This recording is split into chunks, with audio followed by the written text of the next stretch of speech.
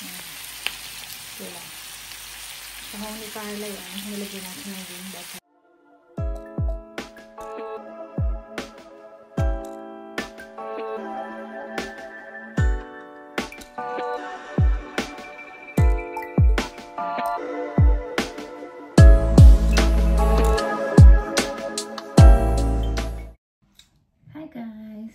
Welcome back to our YouTube channel.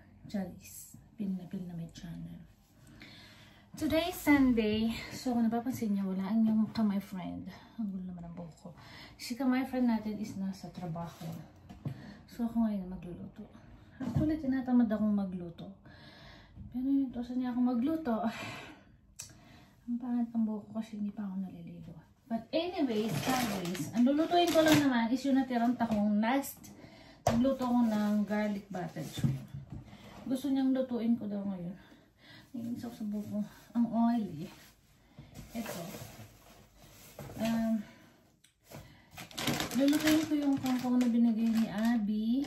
And then lalagyan ko ng broccoli na bigay naman ng amo. And then isasahog ko lang yung tahong. So, happy Sunday to everyone. Bukas trabaho na naman. Balik na naman tayo sa, sa trabaho. Everything. Routine. Lagi nang tatrabaho. Lalo na ako. Alipin ako ng salapi.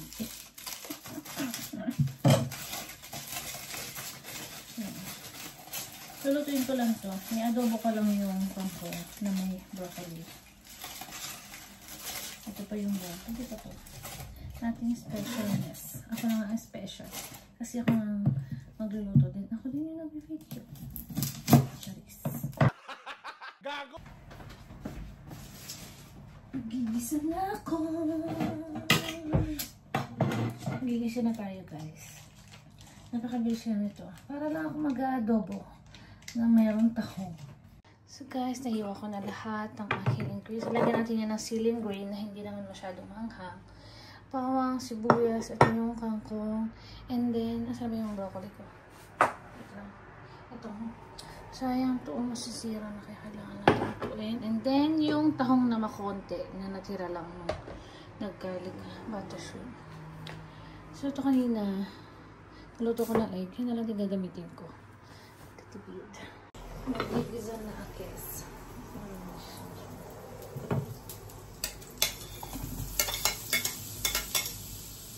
Pag nagigisa ko, nasabay ko na yung kasi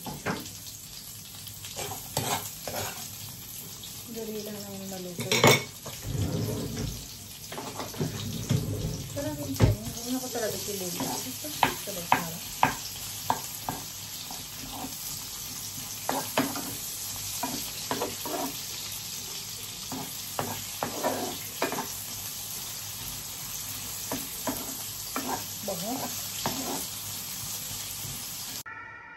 Diba? Ang taas. Nagtatrabaho siya. Yung ginawa niyang patungan ng mga anik-anik, ang taas. Yun yung paano ko kukunin. Hindi yung dumaan. Hindi ko alam kung ambulansya. Ba't gano'n yung tunog mo? Yan na natin ang tayo. Taas-taas kasi ang ginawa eh. Ang hirap-hirap niya ang mabutin.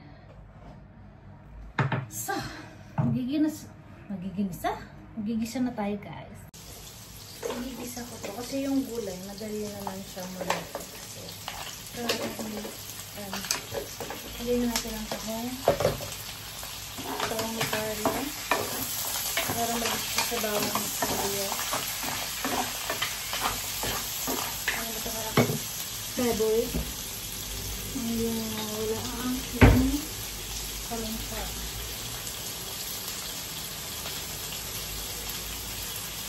Diba? Hello, pepper. Diba? Diba ka?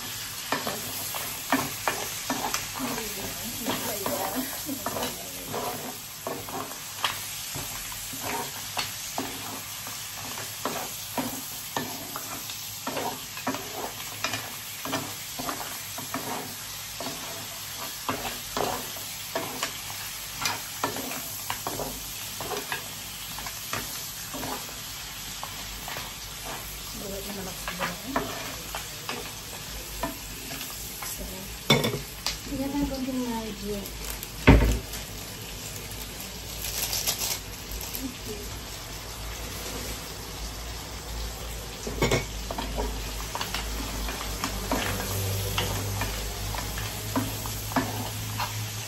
Haluin lang natin for 3 days. Hindi sa maluto. Ilalagay ko na pala ito para ang sarap. Hindi naman siya, hindi siya maanghang. Pero nung last time nagluto siya ng tinora, nilagay niya to.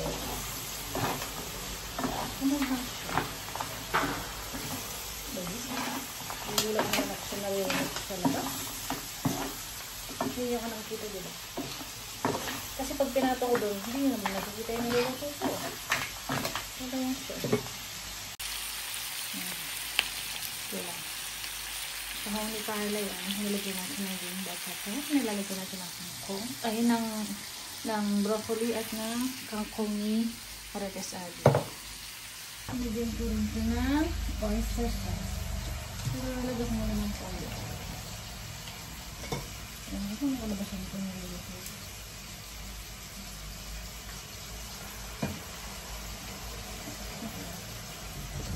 Pero masarap yung wala.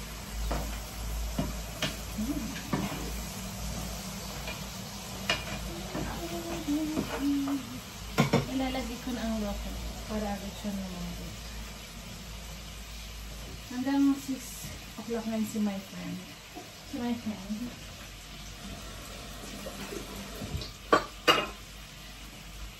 Mamaya nandito na. Nakatikimin natin siya. Gawalan ko naman sasabihin niya ang sarap. Ano bang support na? Kaya yung tahong tanggalin naman.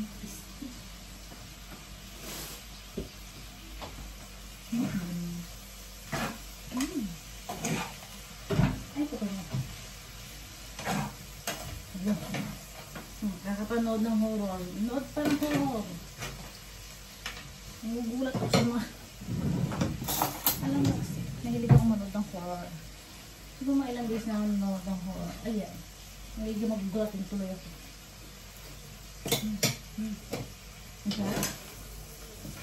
Ay, sinikit na sila yan.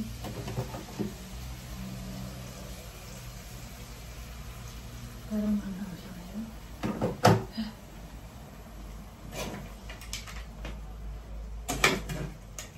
Nalagyan natin ng konting tubig. Siyempre, parang kulang pa yung tubig. Kasi paparambutin natin yung gulay.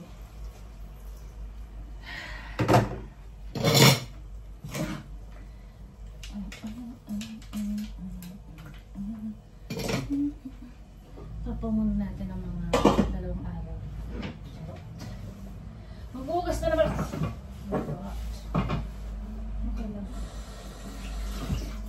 Masipag naman ako maghugas. Okay. Silipin na natin ang ating luluto. Hala, luto na siya. Ay, luto na siya. Ay, ang lambot na niya. Lagyan na natin yung kangkong. Ano ba sa kumabay?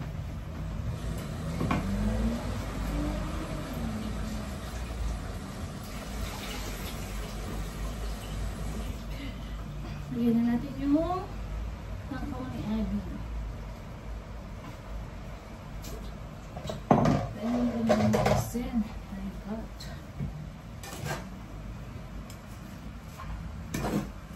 Parang mali yung luto. Parang mali. Ay, nahulog ang kangkong.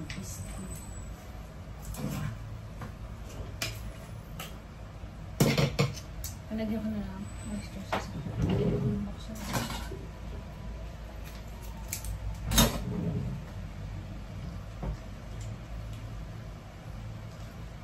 ito yung kalasahan nito. Ayan na siya. Lilipat ko siya dito para hindi siya masyadong sibainat pa yung ulo. Sabi niya, yung adobong tuyo. So yan. Sana magustuhan mo, pe. I love you. I'm the best. Charis. So guys.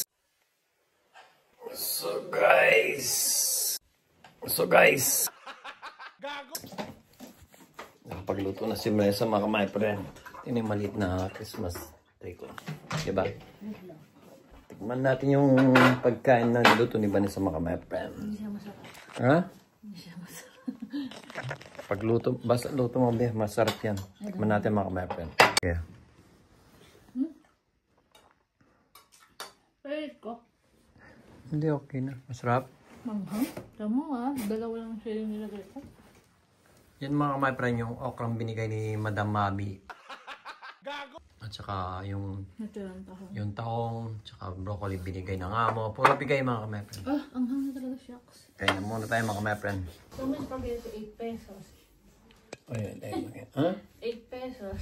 Mura pa na So mga my friend, kain na tayo. Adobong tagal ko na rin din nakakain ng mga my friend, adobong kangkong.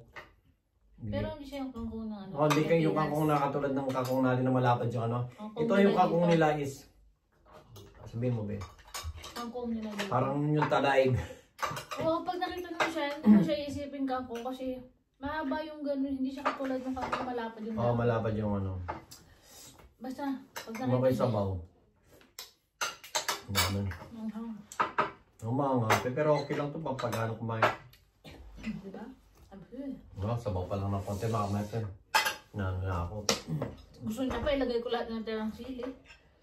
Yung siling green. Yaman ng broccoli.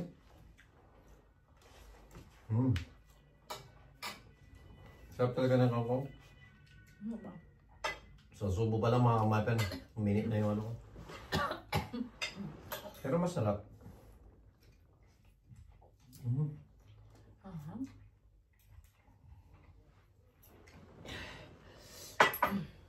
Great pa rin yun.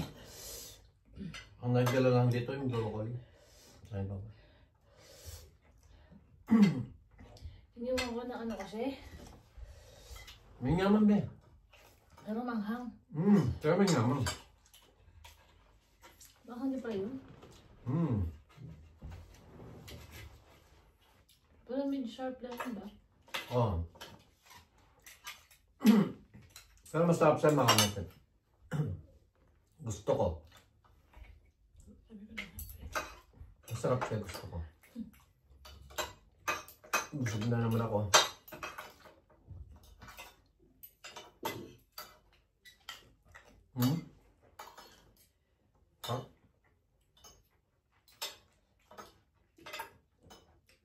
Kahit yung lang, dahil kahit yung broccoli lang, masarap na sa sabaw niya.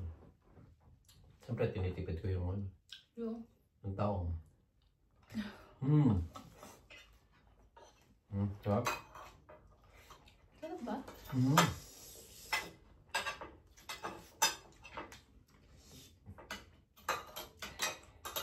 Sarap ang pagkaluto niya. Mangang niya kasi yung pinalagay mong sili, mga kapatid. Siguro kung nalagay ko lahat yun, hindi na ako Sobrang nang maanghang. Pag nilagay na lahat. Kaunti lang talaga ito, sabaw. Sabi mo kung ano yung tuyo. Sabi mo yung tuyo. Ano ba? Wala ba kung nagdagan ng sabaw yun? Okay. Nga ma'am? Maraming tawang niya. Ano pa nung gulay? Yaman maya nga pa nun. Totoo lang. Hindi siya nagtataro. Usually ako dapat magluluto. Sinabi ko last 2 days ago niya. Pero, sabi ko, ako na lang. Walang pasok si Vanessa. Siya na lang nagluto. Kasi pagod na siya. Si Vanessa hindi kumakain ng yung sa taong bahay yung ganito. Hindi kumakain. Tanga lang, no? Kaya masarap sa taong din. Hindi ko nga alam na kinakain yan. Wala. Totoo, ever since hindi ko na kinakain yan. Akala ko. Pag kumakain kami ng ganito taong mga kapatid, si Vanessa hindi yan kinain. Ang daming Last na yan. Yan na ba? Kailan ko siya yung tagakain ng... Yung Ipapawas ko. Yung tawag doon? Kasi ang tingin ko sa kanya, para siyang buto doon sa may Oh, kaya hindi ko talaga na nakain yan. Konti lang talaga sa bawang mo. Tama niyo. Manyamin. Kasi narinig ko siya na ko sabi mo, adobo na ayok. Hindi masaya pang maraming sama. Grabe mga kapatid, pinawisan ako lentek. Sarap talaga. Ano ulit sa mga masyado? Siguro. Medyo lang. Medyo mga pero masarap siya. Kasi sa pagkakahiwa ko siguro. Mm. Iniwa ko siya ng bilog na maliliit. Mm. Tapos, nung liligis ako to, tahong, nilagay ko na siya. Masarap siya. Kaya mga, pero hindi naman usually ganun ang Kaya masarap siya mga kapatid. Sa totoo. Kala ko niya magugustuhan. Mm. Gustuhan niya pala. Mas nakakasarap yung yung broccoli at kangkong. Kaya naantok na yun. Mm. Ang dami niya nakain kagabi. Nagising pa siya ng madaling Oo, grabe yun. Narinig ko siya, sabi niya nagugutom daw siya. Kaya hindi talaga siya pwedeng hindi kakain ng kanin. Tingnan mo, dahil ko lang nakain na kanin dahil may hipon niya. Pero, Nagising siya. nagising ako, nagugutom nagutom ako. Sabi ko, nagugutom Paano ako. pa kaya pag hindi siya kumain ng kanin? Kumain siya mga biskuit. Kaya dapat talaga meron kami mga stock na biskuit dyan pag nagugutom siya.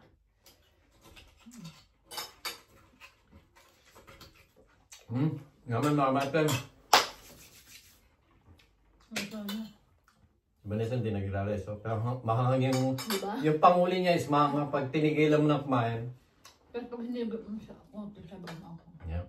So hanggang dito na lang mga kamay-friend. Thank you so much kay Vanessa na pangalawang beses na siyang nagluto. Next time mga kamay-friend tayo magluluto. May parang may day off tayo ng Tuesday, ba? Gusto ko kare-kare.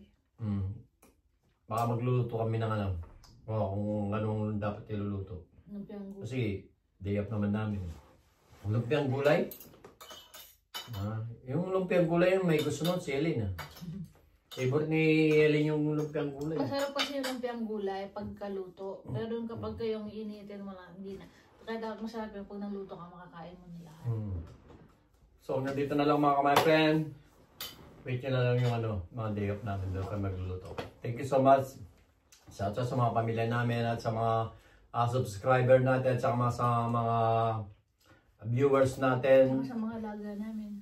At sa mga may mga alaga na kami ngayon, yung baby yung isang baby naglililim may sisiw na. At saka yung Madami dalawang na yung alaga sa farm bill niya. kailangan nang magpadalang pambili ng kailangan di ba ilang araw pa lang sila pinabilan ni manin ng 2 kilo lang ngayon magpapadala tayo ng pambili ng feeds mga kamay. Mahal lang yung feeds.